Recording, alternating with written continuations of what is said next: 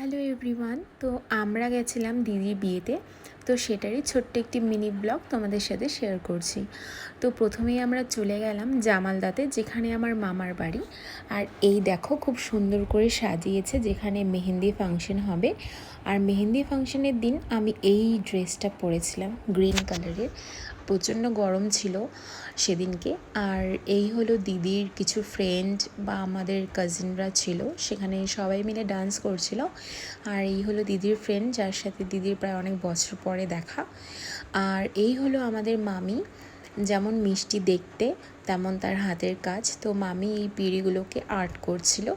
আর next day হলদি যেদিনকে হয় সেদিনকে সবাই মিলে দিদিকে স্নান করাচ্ছিল। আর এই হলো তত্ত্ব, যেখানে বরের বাড়ি আশীর্বাদ করানোর জন্য যাওয়া হচ্ছিল।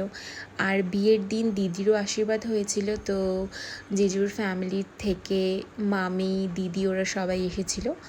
আর আমি সেদিনকে বিয়ের রাতে এই সুন্দর শাড়িটা পরেছিলাম। তো তোমরা অবশ্যই বলো আমাকে কেমন লাগছে দেখতে। আর বিয়েবাড়ি মানেই খাবার দাবার আর সাজগোজ। তো আমরা চলে যাই কিছু ফটো ক্লিক করে খাবার খেতে। আর বিয়ে একদিনেই সব কিছুই ছিল, বিয়ে সিঁদুরদান।